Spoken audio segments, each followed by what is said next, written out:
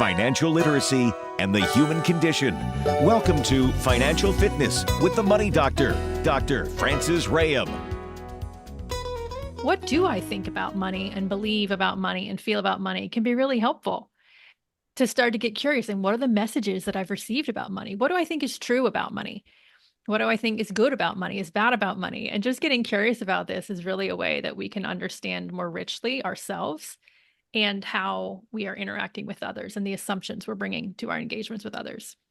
Hi, it's Frances. I just wanted to take a minute to thank you for watching this video. If you're catching us on YouTube, please help us help others by clicking like, subscribe, and all notifications so you don't miss any videos. And check back for the next video. I think you're going to love it. Thanks again. For more information, you can visit us at hugyourmoney.com. Welcome to Financial Fitness. I'm Jay Dean, along with the Money Doctor, Francis Rahaim. Hello, we have a guest.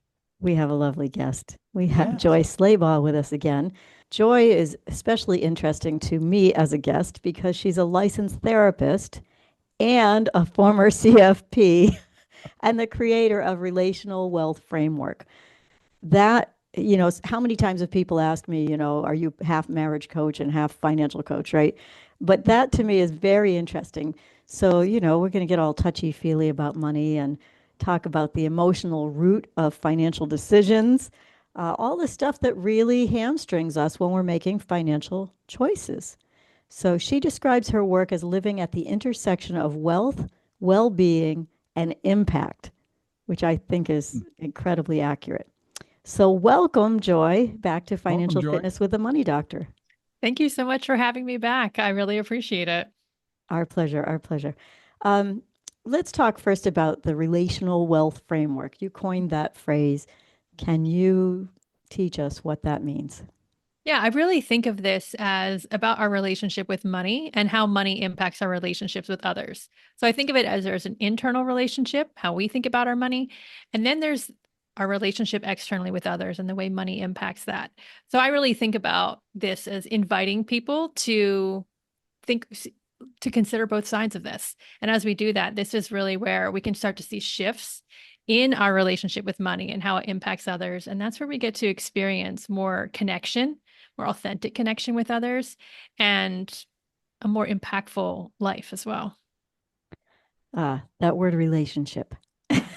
I think in the forward to one of my books, Chris Collins, actually, who's no longer with us, a great guy, but he had written the foreword and he said, "When did my love-hate relationship with money begin?" Yeah, well, we live in a capitalistic culture where money makes the world go round, and money impacts all of us, whether we realize it or not. And so this relationship with money is sometimes one we're not aware of, that we don't even think about what money means to us and how we feel about money. Or it can be a very intentional one where we become aware of how we think and feel about money and our attitudes toward money. So again, whether we're aware of it or not, we all have a relationship with money. Because we live in the culture that we do, and we grew up in the family, whatever family we grew up with, we tend to absorb beliefs and attitudes from what's around us. And so this can really shape our relationship with money in ways we may or may not be aware of. And so this can be a positive or it can be a negative or something in between as well. And so what I find just really fascinating is the way money impacts us and our attitudes and our values. And I really can talk about this all day long with people because it's just so interesting to me. And so again, I refer to it as a relationship with money, but it's like everything that we think and feel around money. So like an example for me is that one of my values around money is, to me, it represents safety and security. I find when I chat with people, we all have different money values. Oftentimes when you talk with people, it's either safety and security, or it is about freedom and independence, or it is about connection with friends and family, or some combination of this. And the safety and security one is really, really strong with me. And that has had a lot of impact and influences on how I live my life and how I engage with money. And that this used to be something that I was not really aware of. I just kind of did my thing. And I was like, yeah, I'm somebody who really values saving. Right. And then it was only as I got more curious and deeper into my own relationship with money when I realized, oh, actually, I'm treating money as a source of safety and security. So it can feel really threatening to me if I need to spend more money than I had planned. And that can feel really stressful for me. And it's not just because I'm spending more money, it's because my sense of safety and security is being eroded. So I give that as an example about how our relationship with money, whether we're aware of it or not, really can impact us in a lot of ways. And as we become aware of it, it opens up more possibilities of how we can be in this relationship and thus exist in the world. This thing with money and relationships is always interesting. All those hidden beliefs that get us, I like to call it baggage. It's probably not the technical term, right? But can you give us an example of maybe a couple that you, obviously not with names, but a couple that, maybe one person has one set of beliefs, another person has another set. They're on completely different pages. Yeah. Something that's really common with couples is where you often see different values is one really values saving and one really values spending. And it's really easy for these couples to end up at loggerheads with each other, Yes. demonizing the other of like, oh, you're a spendthrift who doesn't care about the future, and then the other one's like, well, you're a tightwad who doesn't want to have any fun, right? I'm sure you all have heard this with your own partner or friends or your parents, right? No, never. Right. We know how this plays out. Sure. And one of the things that is often overlooked with this is realizing that this is just about values, money values, and one is not good or bad. They're just different. And when we go a little bit deeper with people, we often find that the person who's wanting to spend is really trying to help the couple, their family, live life in the moment and not be so future oriented that they can't enjoy the present. And we'll find that the saver is really trying to shore up security in the future, right? That we can have fun in the future as well. And so when we help people get down to their core values, it's a lot easier to appreciate what the other is bringing. Well, you're of course, like I tend to be the saver person, right? When I hear that the other person is about enjoying the present, wow, that really resonates with me. And like I really appreciate that. That's a huge value add for me that they're helping me enjoy the present, right? And then what I bring is, okay, yeah, we can plan and save for the future, can make sure that we're going to be okay in the future. They can bring that, I'm bringing that value out of security and stability. And so this can really take what is often a hot button topic that people fight about with their couples therapist, with their financial advisor, with each other, with the kids, right? All the time. It can actually be an opportunity for closer connection with each other. And so money really can invite us to deeper connections with each other, and understanding our own values and appreciating the values of others is a path toward that deeper connection. It's funny, Francis. I never thought about the fact that, you want help with your money, but you also want help with getting along and how the two, coexist or need it. You may need help with both. It's a whole new business model. Joy's got it down. Do you need help with your money or do you need help with therapy? Well, the thing is that money problems show up in your relationship. And so that's where, for us, I mean, how long have we been talking about this exact thing? That's why I like to have Joy on as a guest, because she says all the things that we deal with. She says them very eloquently and from a professional standpoint, right? But one ends up being the steward of household finances. They're the one that pays the bills and handles the minutia, and that's their role in that relationship. And the other one often will hand over a paycheck and say, honey, you're doing a great job. I'll see you at retirement, right? When there's a stressor that's introduced, a kid has to go to college, somebody loses their job, somebody's sick, then this all just bubbles to the surface and people start pointing their fingers at each other. So one of these partners feels like they have a handle on where the money's going, but they're frustrated because they can't fix the problem. And they go to the other partner and say, we need to talk. Those terrible words, right? We need to talk. And worse than that, it's about money. And so now the sparks fly. And now the other person is feeling awful because they don't know how to solve it. They've been living in a bubble, right? Mhm. They had no idea that you're just not on the same page. As often as I use that phrase, we find for the most part, it's just about doing exactly what Joy just said. Just address get to the core of it, figure out what each person really does want, compliment them, right? That they're both trying to do the same thing. They're living in the same household, they're on the same team. Mhm. And if one of them's pulling this way and one of them's pulling that way, their wagon isn't going anywhere. Mhm. So when you get them together, then everything seems to get easier, and the positive reinforcement goes a long way. I think that's really nicely said. And it's reminding me of another type of situation where you see different money values in couples. And that's often where you see class differences. So maybe one person grew up working class and Yeah. the other person grew up in an upper middle class family. Often they have very different attitudes toward money and very different ways of treating it. And I've seen all different versions of this, but this can be one that leads to so much conflict because each person grew up in one world around money. And we often tend to think that, well, of course, everyone thinks about it this way. Right. But that's not as we know, that's not actually the case. And so it can really lead to a lot of conflict when it's really much bigger than even just the individual, right? There are class-based attitudes toward wealth that can influence us, and expectations around money and expectations around lifestyle. And so all of these things can be influencing the individual and influencing the couple and influencing their relationship in ways they may not even be aware of. And so this is where the getting curious with ourselves about what do I think about money and believe about money and feel about money can be really helpful to start to get curious. And what are the messages that I've received about money? What do I think is true about money? What do I think is good about money, is bad about money? And just getting curious about this is really a way that we can understand more richly ourselves and how we are interacting with others and the assumptions we're bringing to our engagements with others.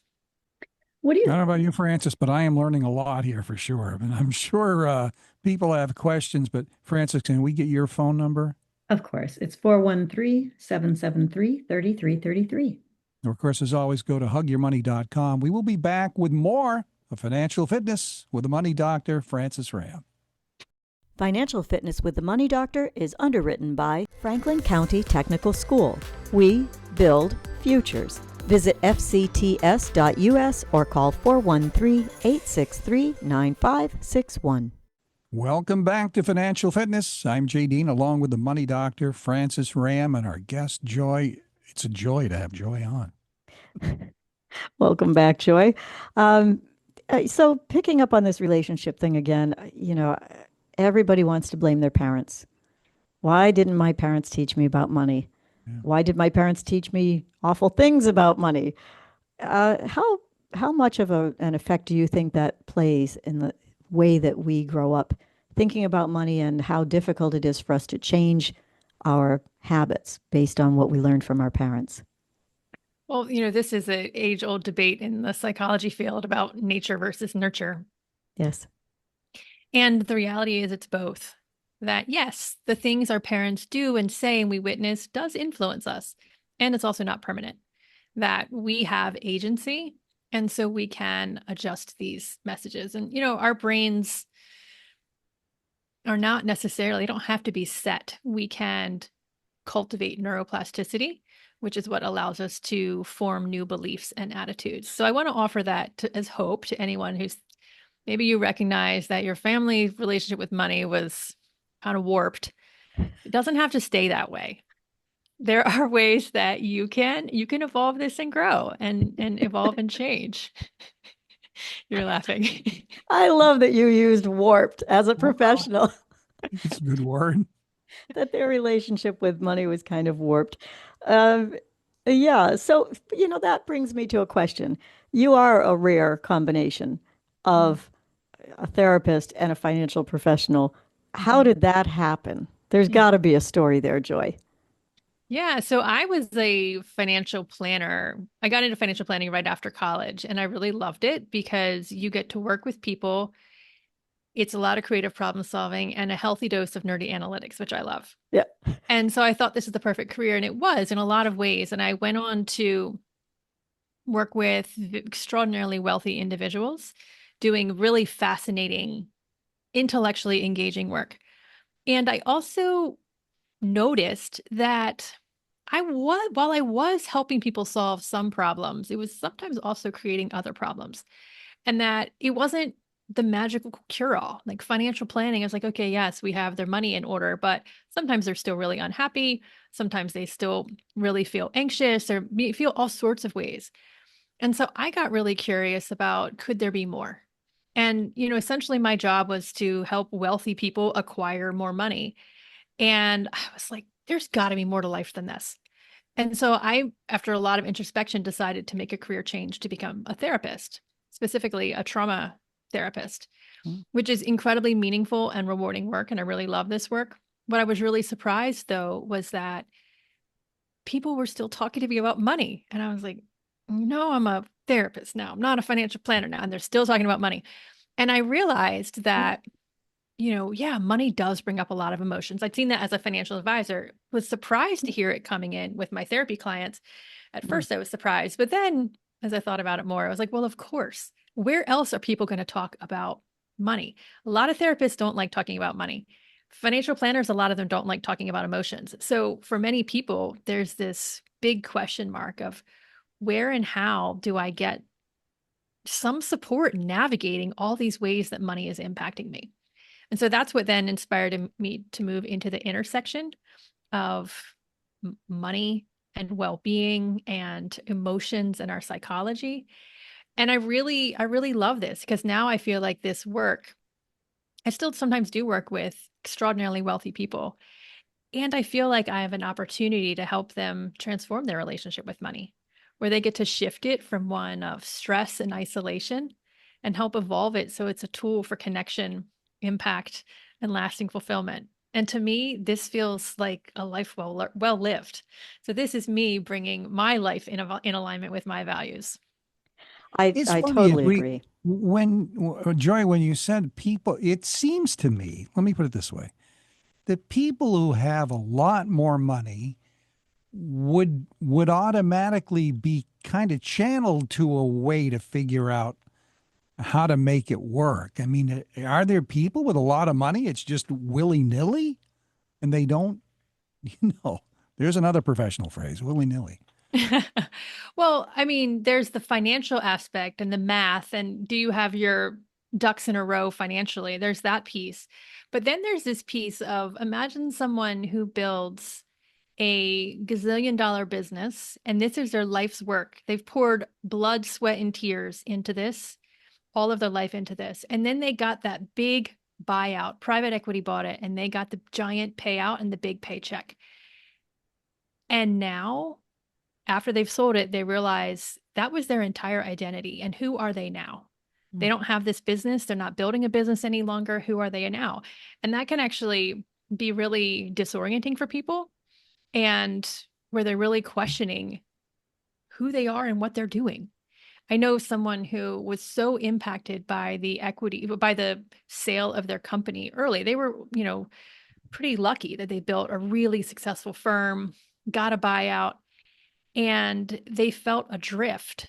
And then they spent 20 years trying to figure things out. And they eventually built a new company to compete with the one that they'd sold and get a second go at it. But I share this to say that like we like to think that money is going to solve our problems, and it will solve some problems. I don't want to pretend otherwise, but it also can create some problems, and it can also mask other problems that when we might not realize that, oh, I'm not super clear on who I am and what my meaning in life is because I'm so focused on amassing wealth. And then once we stop doing that, or there's a big event in our life, then that's gone. And now it's like, wait, what am I doing? Who am I? What actually matters to me? And those can be really uncomfortable questions to ask and can bring up really uncomfortable emotions. Yeah, I think the masking point is really great because when I have clients who are very wealthy, they often think, I have enough money. All I need to talk to you about is, am I making enough money? Am I protecting my assets? Am I making enough money? What do I do if I want to leave it to somebody? How do I tick all the boxes? Do I need a trust? Very specific monetary questions. But in reality, I find that those are the people that very often, especially if they've inherited the money, if they haven't built it from the ground up, that very often aren't really in touch with their own values. When I start asking questions like, what's important to you about this? I get answers like, well, I saw this guy who told me I should have whatever. That's not the answer to the question I asked, right? So Yeah. but it is very rewarding when you can do that, when you can draw somebody out and figure out what they want. You call it wealth alignment.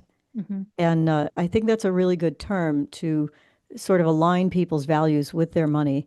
Uh, and I want you to talk a little bit more about that. But I just wanted to bring up one thing about business people who grow a business and then do something else with it and lose their identity in the mix. And one of the things that I see that's really difficult for families, and I'd love to get your take on it, is they grow a business from the ground up. They have some children. They want the business to go to the children, and they do. And the children don't really want the business. And maybe they haven't said they don't want the business, or they want it, but their perception about what they want is skewed. They think they're just getting, this great thing that makes money, a license to print money. And in fact, they have to learn how to run this business. And I have this discussion with my business people who have that on their agenda, and say, can you get your kids to help run it? Can you teach them how to work it? But it's almost impossible. I find that those parents who had nothing in the beginning and have now amassed this wealth, all they want to do for their kids is not have their kids have to struggle. They just want to give them stuff. And Yeah. it seems to have a counterintuitive effect in the end. Can you, maybe you disagree, but can you talk to me about that? Tell No, us about it.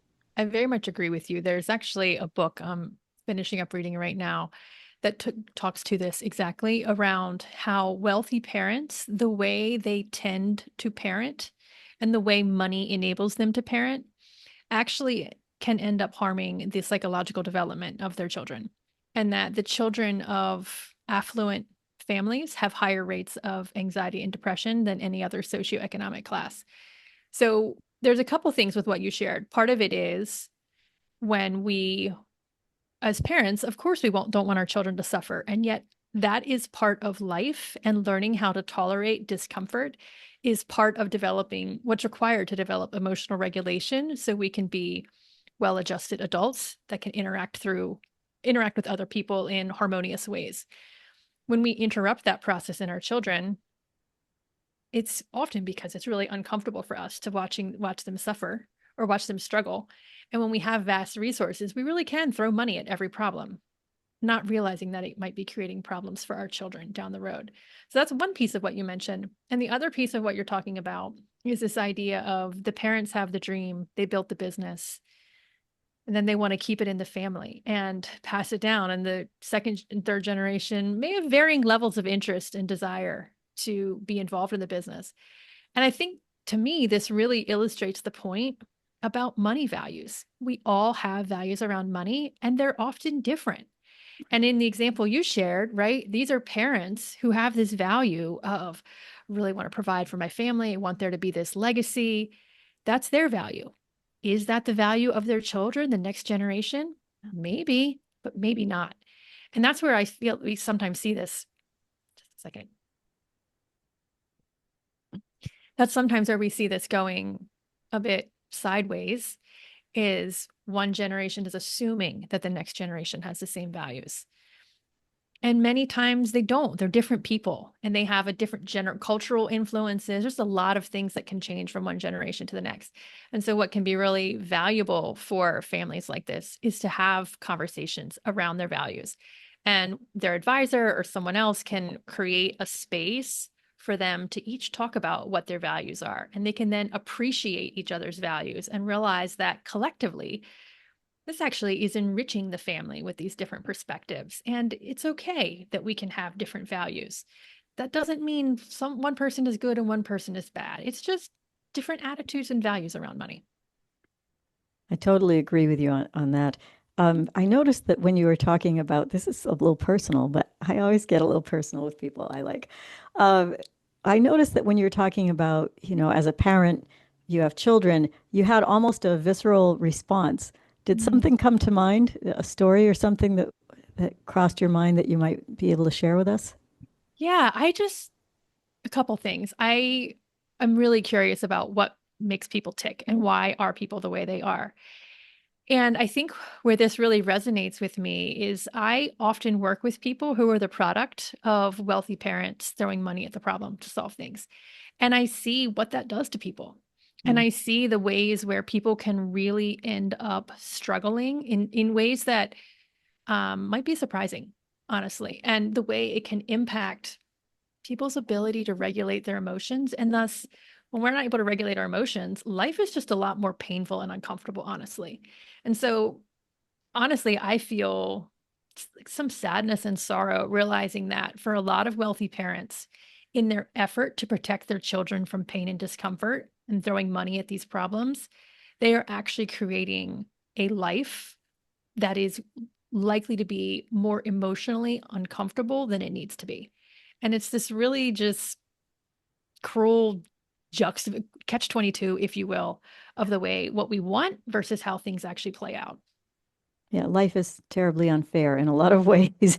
And Yeah, that's one of them. I mean, the storybooks tell us if we just make good, we can make the next generation happier and healthier, and they will be grateful and do it right. again and again and again. But I think any sort of relationship comes with all its complexities. And when you add money to the equation, everything amplifies for whatever reason. I mean, you can say, well, it's just money, but just money causes a lot of problems.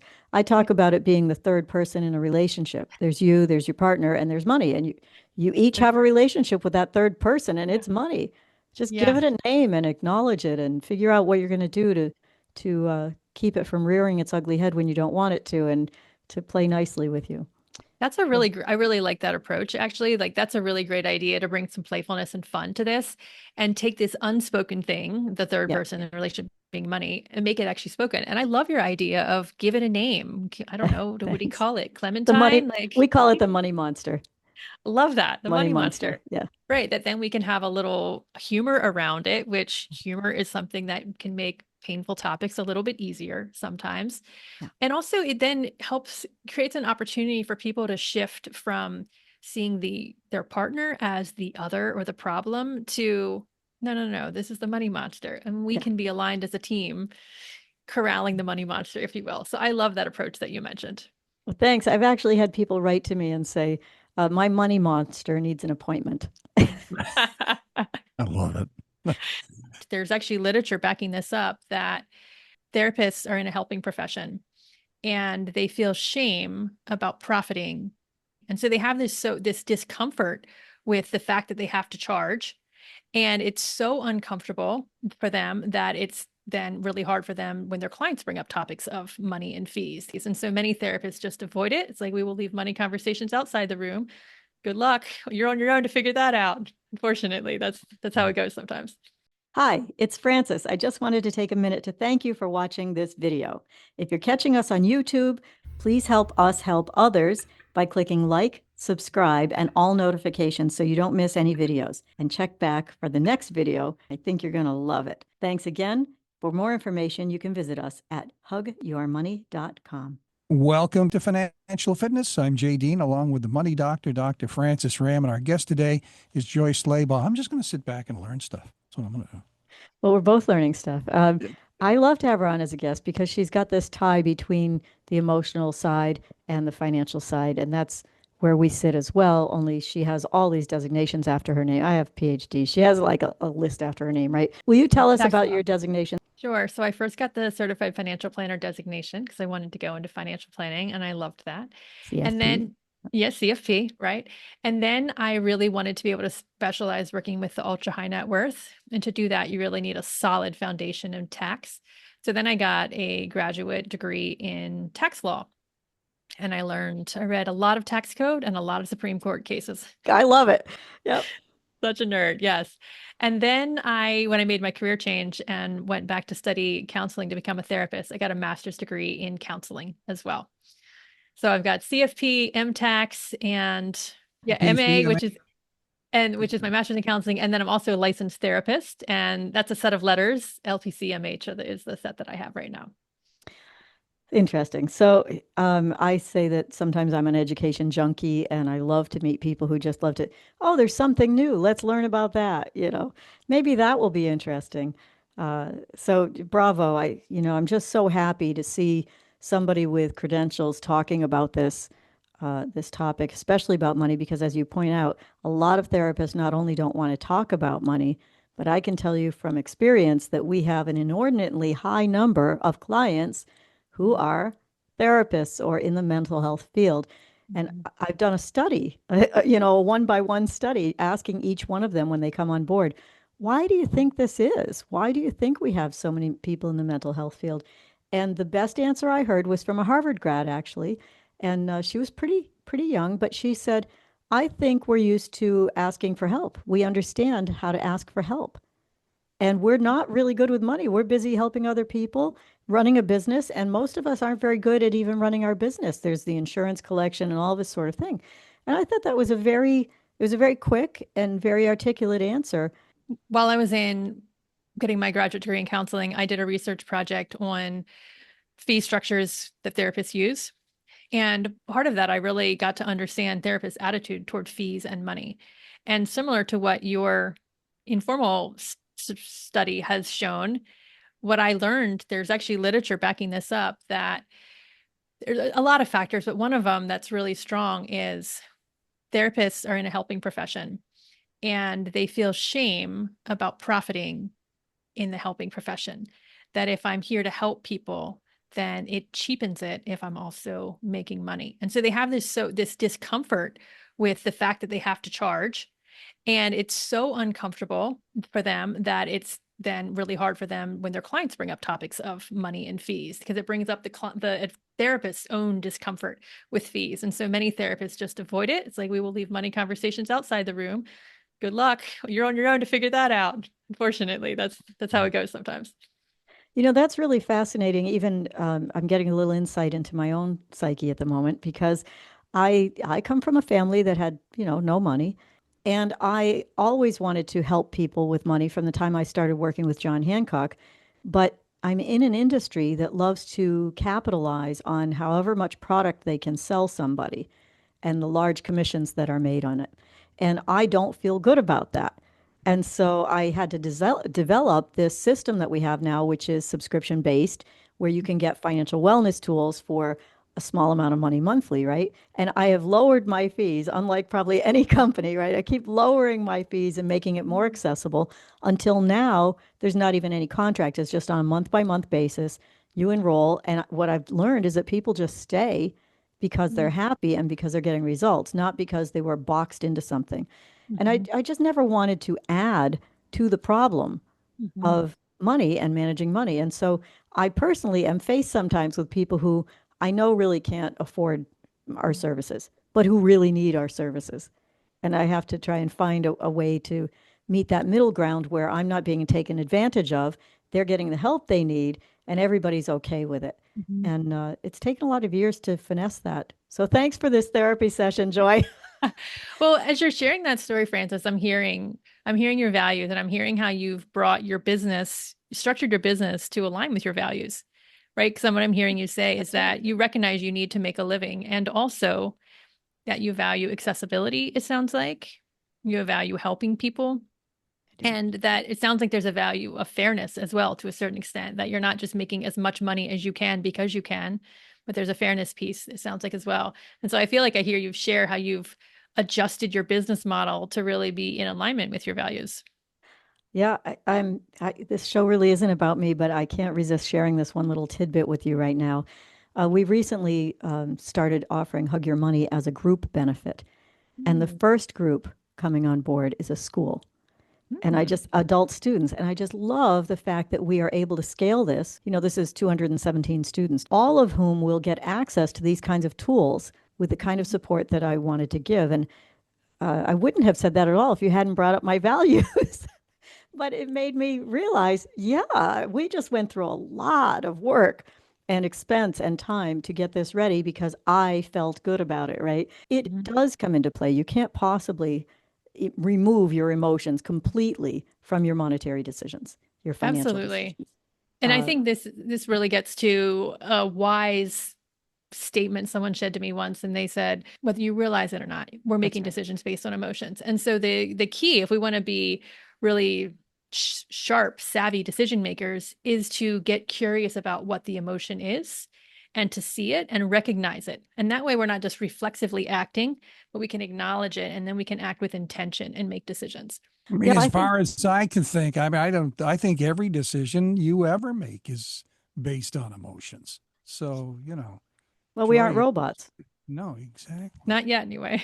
Can I say something real quick about Frances too? She and I have talked about this and have done projects together. And not only do I think that the Hug Your Money and the products she offers are a great benefit. Any business would be smart to try to incorporate that somehow. But Frances also has the benefit, like she said, the first client is a school. And she and I talk often about the fact that, young people just don't get an education or a proper one about handling money, Yeah. Jay and I just did a cartoon called Pablo the Pirate Cat, in which Jay is the voice of the cat. He's sitting right behind Frances. Can you see Pablo. him? I got to be Pablo's voice. And it was for 5 to 11-year-olds to teach them basic things about money in fun ways, like using jelly beans and things of that nature. And so we're working on a tweener right now. He's a little cooler with a bandana and some skateboard tricks. But yeah, just, if I would love to be able to get people at a younger age even to understand this so that they don't drag it around their whole lives. I mean, I would love to hear what you think about strategies that you offer to people or strategies that you suggest to reduce stress and help with their alignment of money. Sure. So before you asked me that, I was going to ways you can help children. So that's where my mind went. But well, please do. Well, remember the question. Yeah. Tell us how to help children. I would love that. Yeah. Well, I was thinking, so I love that. It sounds like the resource you're creating. And another resource that's available for free this is one Vanguard created. It's called My Home Economy. And it's an app parents can download that at various ages of the children, you adjust it. And it's a way of teaching children financial literacy by incorporating it into the home. Like essentially, you give your kid chores and you pay them for it. But as they get older, they introduce more complex financial topics. So I just wanted to offer that resource. Thank you. We covered that partly in that cartoon as well. We used spend, save, and share jars so that they would learn to apportion their money. But we did cover, budgeting, interest, but all in ways that kids would understand. Instead of saying, let's build a budget, we're saying, sometimes Pablo makes a plan before he spends all of his gold. Certainly, we're not the only resource for teaching children either, but I wanted to get something out there. And I called Jay and he said he was willing to do it. And it's a video book. So back to my question, though, and thank you for that little segue. And I would love for parents to, anything we can do to facilitate the conversation between parents and teachers and children so that the next generation actually has the tools they need to use those different values, different ideas they have, but to be able to implement what they want to and not have it be another thing they end up, forgive me, Joy, in therapy over. Yeah. Okay. So strategies that you might recommend to help people lower stress. Let's take them separately, lower stress things, and then maybe align with their wealth. Yeah. So lowering stress, I think one thing that can be really helpful is just to pause a moment and get curious with yourself. So it could even be like, it can be when you're noticing stress, can you take a minute or two? And I encourage people to just focus where in their body do they feel that stress, bring their attention there and get curious with it. And sometimes we start to learn things about ourselves. And it might feel a little bit weird at first. Thoughts might come to mind, images might come to mind. Just go with it, right? It all, mindfulness. Yes. Yeah. And when we bring curiosity to it, we can learn things about our relationship with money. So for example, you're feeling stressed about a purchase you need to make or your purchase you're considering making, carve out a few minutes and check in with your body about where you feel the tension, the stress, and just really explore that. And you can even ask it questions like, what are you stressed about? What are you afraid is going to happen? What are you hoping is going to happen? And through this, you start to learn somewhat what some of your values are. So I think I mentioned earlier about like my values around money is it means safety and security for me. And the way I learned that is when I was facing a purchase I needed to make I felt very, very stressed about. I got curious with myself, like, what am I afraid would happen? And I was like, oh, I'm afraid that I'm going to end up, I'm going to die alone on the side of the road with no money. And it was like, this is like a $200 purchase. It feels like my reaction feels a little stronger than is actually warranted here. But this is the beauty of when we are curious with ourselves is we learn what's actually going on, right? And that it wasn't just about the $200. It's about, oh, to me, money is about safety and security. And so I encourage people to recognize that when you're feeling stress or anxiety around money, this is an opportunity to understand yourself more deeply.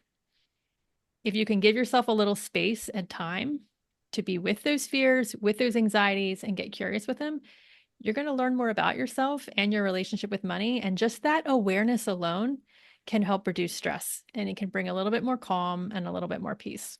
I tend to tell people, give yourself a little gut check. But the second thing I tell people is figure out what your worst scenario is. What's the worst that can happen? If you can live with that, then you can calm down about this decision. The worst that can happen is you're going to lose 10% of your money, or you're going to not be able to make that car payment. Okay, what's your plan? What's your exit strategy? If you get into too much car and you can't make that car payment, what are you going to do about it? And I find that when people figure it out, they say, well, I'll just get a second job, or I'll sell some stuff, or I'll sell the car, or whatever their plan is. Once they figure out how to address the final ugly money monster problem, right? Then they feel better about making the decision. But also along the way, a lot of times people don't like what they discover, and they think, oh yeah, the worst case scenario is something I'm not very happy about. I'm not willing to do that. But that informs their decision, and then they make a decision, they make some adjustments to make the decision more wisely in a way that's more comfortable for them.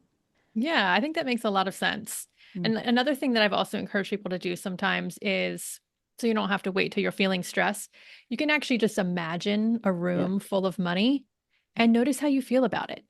Yeah. That can tell you a lot. Do you feel excited? Do you feel scared? And then explore it. Excited, why? Because what will that mean to you? Oh, you get to take a lot of trips. You get to do all these things. Like, okay, maybe freedom and independence is what this value is. Maybe you feel scared because it's like, I've got this room full of money and I'm afraid it's all going to go away. Like, okay, right? It's giving you data around yourself. So that's just another thing that I've encouraged people to explore sometimes on their own. That is really insightful. I recently had a client who inherited a lot of money. They'd never had money. They didn't know it was coming. It was a total shock to her. But we talked about her values and why is this such a problem for her? And she didn't just win the lottery. The way she sees it is she has a huge sense of responsibility now that she didn't have before. When she had almost no money, but she could pay her bills and go out to eat once a week, she was fine. It was easy to manage. She never expected to have any more. All of a sudden, this influx of money comes in. She's saying, oh my gosh, I mean, this kind person left me all this money. I didn't know they were going to leave it to me. And they worked so hard for it. So now it's my responsibility to make sure that I do everything properly with it. And I don't have any of these skills. It was awful for her. Nobody would believe that, but really very hard for her to do. Go ahead. I love that you're sharing this story, because I think for people who don't have a lot of money, that they're like, what do you mean rich people problems, right? But I love this story that you shared, because it really illustrates how money can feel like a burden. And then you have that responsibility, and what do you do with it and how do you handle it? And so I love what I love about that story is the way you were able to meet her with compassion and really see her perspective from her point of view and meet her in that. And I think that's really beautiful and important. And that's how we can help create change with people in their relationship with money. Let's take another quick break if we can. Frances, can we get your phone number, please? Of course. It's 413-773-3333. And please feel free to visit hugyourmoney.com. We will be back with more Financial Fitness with the Money Doctor, Dr. Frances Rahaim. Financial Fitness with the Money Doctor is underwritten by Franklin County Technical School. We build futures. Visit fcts.us or call 413-863-9561. Welcome back to Financial Fitness. I'm Jay Dean, along with the money doctor, Dr. Francis Ram, and Joy Slabaugh. This is a very enjoyable show. I don't think I've made it any secret that I wish financial advisors were trained a little differently than they are trained, than I was trained in the beginning, right? And that story that we had just before the break about someone inheriting a lot of money and having it really worry her. I mean, she wasn't sleeping at night, nothing, really stressed, really stressed. I was worried for her. And she was telling me stories that there are people who will prey on someone who has money. And most of us aren't ever given a skill set to know the difference. And so we don't know if the nice person telling us that this is what we should do is the right move to make or not. And the best we can do is trust our gut. And that is very hard when you're stressed or when you feel like you're in a place of urgency. So I would say, since you gave us such great advice about, how to sort of step back and check your body for stress, when somebody's in a situation of crisis management for finance and they have to act rather urgently, or at least they feel that they have to act urgently, what advice would you give somebody in that situation? Yeah. And so there's a couple ways I can go with this question. Like, you mean about as far as like how to find a financial advisor who's not going to prey on you? Is that what you mean? No, because I think that, well, yes, you can give us that. Absolutely. That would be lovely to hear.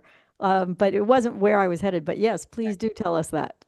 Well, one thing that I would encourage folks is talk to at least 3 people. That way you get a sense of the different flavors that are out there. Ask them about their fees. Yep. And they should be very clear and upfront with you about their fees. And if they're not, run for the hills. That Yes. is not someone you want to work with. I also encourage people to find people who have serious credentials. And so if you talk to at least 3 people, your spidey senses will be able to tell you who feels better than the others around these. And that's a great way to I think, to narrow down and find someone who's a good fit. But also, money is very personal. And do you really think they're listening to you? Are they asking questions about your life, not just your dollars? For me, that's how I would want to choose somebody. Are they really interested in providing what I need? Or is this just what they know how to do? Here's the illustration, sign the dotted line, next. I would add to that, because of what I've learned and why we built Hug Your Money, that if all they're talking to you about is your investments, not your budget, not your debt, not your life, not your goals, not your kids, I think that's a flag. I know that's what they're trained to do, but that's my point. You don't need people trained to do that. You need people trained to help you, right? Right. And because investments are only helpful for you if they align with the rest of your life. And if the person's not asking about your life and your dreams and your goals, then how can you trust that the advice they're going to give you is going to help you reach your goals and dreams? And this is the piece about bringing money in alignment with your values. Ideally, you want to work with an advisor who is upfront about their values and is going to help you explore your values and then help you bring your money in alignment with that. Because this is how money can be a tool, right? It can be a tool for harm and oppression and all sorts of terrible things. And it can be a tool for bringing your dreams to life, enabling connection with the people that you love, for having impact in your community and even beyond. And so find someone that you vibe with who gets that, and then they can help you understand your values and bring them to life with your money. Yeah, I think I also want to point out that, I've been doing this since I was 23. And I started the debt portion, the budget portion, all of that 18 years ago. And one thing I will say is that pretty much everyone in the financial industry will talk to you about investments. Some may talk to you about a budget. But even if you don't have much money, the idea of getting rid of your debt in some responsible way that you feel good about, right? Or accelerating the payoff of your debt, as we do here, is life-changing. I've never met a financial advisor, when I showed this to them, that didn't say that changes everything in retirement because you're not depleting your assets, you're not doing that. Your asset dollars are going to last you longer, all of that. So what I would say is, if you're asking questions of a financial advisor, ask them about your debt and see what they say. If they just say, well, take some money out of your 401k because you're going to pay yourself back and it's a lower interest rate, you're getting the same cookie cutter advice you could get from your hairdresser no insult to hairdressers, but they're not trained in finance typically, then I think, you need to dig a little bit deeper into that piece. And I think it's terribly underserved when it comes to financial wealth, that even if you don't have much money, you can improve your situation drastically by watching your budget and your debt piece. And I just don't think we're talking about it in the industry very much. I mentioned the hairdresser and I saw you smile. You're going to tell me about where people ask for help, I bet. Where do people ask for financial help from? Yeah, when I Who was do they at ask? Vanguard, I led a research project to understand where do people get referrals for financial advisors. And I was stunned to learn that one of the top places people go is their hairdresser. Yeah. That's one of their most trusted advisors. And if their hairdresser says something, then they follow it or gives them a referral, they follow it.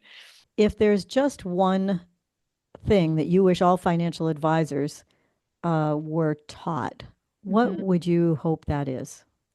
I really wish they were all taught before any client engagement, whether it's a phone call or an appointment, to take a few minutes to themselves, calm themselves, recognize what they're feeling, calm themselves, set that aside so they can then engage with their client coming from a place come from calm compassion.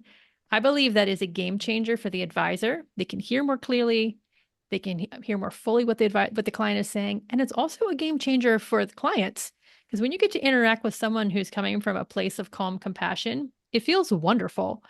And then you're not getting this agenda, you're not getting the some of the things we don't like as much about the financial industry. You're not going to get those when people are coming from a place of calm compassion. So this is a really small thing that literally any advisor can do. It just takes 1 to 3 minutes before a client engagement and can be make a really big difference in themselves, their clients, the client relationship, and success for the advisor and the client. I love that piece of advice. It's not what I thought you were going to say, but I love it. Are you listening, advisors? Do this. Calm down. Just do it. Um, yeah, I think, if you're dragging your baggage into those meetings, you're doing a disservice for your clients. You have to be clear minded, separated from things. Even if it means you're in front of the client and you have to say, I'm really sorry, I'm having a terrible day. I'm going to be right back. Even if you have to Yeah. reset.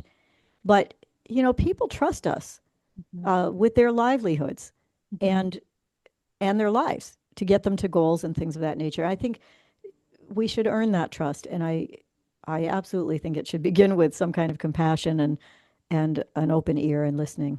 I don't like that approach that you're going to get from some people, particularly when they're trying to impress you with jargon or lingo and make you feel like you don't know what you're talking about, so you should just trust them. My golden rule is you should never buy anything you don't understand. And I don't care how complex it is, any advisor worth their weight should be able to tell you in totally accessible language so that you can repeat it back to them, which I ask people to do. Tell me what you think I just said. Okay. Mhm. That's what you should be able to do. You should understand these complex financial products, and your advisor should be able to tell you in language you can understand. You don't need to hear them babble about the intrinsic value of a stock. You need to understand what's going to happen if the market changes, or what's going to happen if somebody dies, what's going to happen if you want to get to your money. Those are easy answers to get if someone will talk to you in a way that is certainly respectful and not talking down to you. I Mhm. just that just irritates me when I see people that say, "Well, I've got this guy. I never understand what he says, but whatever he tells me, I just do it." Mhm. Well, and this is like, let's put advisors on notice, right? So Yeah. if your advisor is not treating you with respect, care, and compassion, and they're not using accessible language, I have good news for you. You don't have to put up with poor treatment from your advisors or mediocre service from your advisors. There's a new cadre is emerging that can really meet you where you are. Well, we're betting on it here at Hug Your Money, I'll tell you, because that's exactly what we're scaling up for, is that sort of thing. Yeah, we're really almost out of time. So I do want to thank you, Joy, so much for joining us again. And this is a conversation I would have over and over again. I just think any information we can get out there to the public about, if you want to call it permission to challenge your advisor and to look at yourself more closely about your money and just put the fear, the guilt, the shame to the side. your insights really remind us that money isn't just a tool. It's a mirror. It's a stressor. It's a symbol. And sometimes it's a path to healing. So, we'll be sure to share your resources and let people know how they can connect with you and your work. But thank you once again for joining us, Joy. Thank you for having me. It's been a pleasure. Thank you, My Joy. pleasure. Francis, can we get your phone number one more Of time? course. 413-773-3333. And as always, hugyourmoney.com is a great resource too. Join us again next time for another edition of Financial Fitness with the Money Doctor, Francis Raham.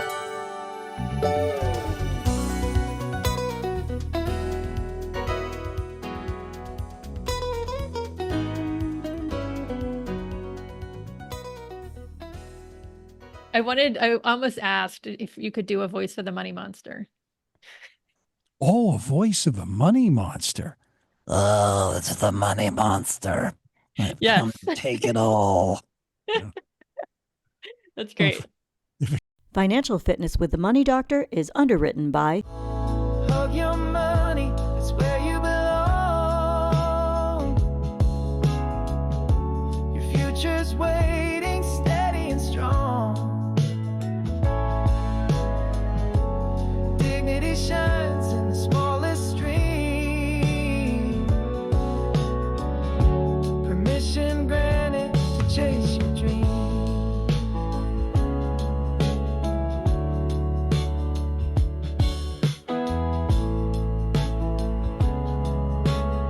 Permission granted to chase your dream.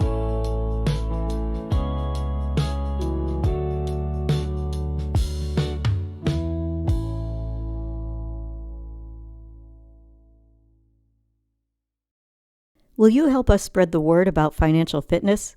Please like, subscribe, and choose all. Thank you.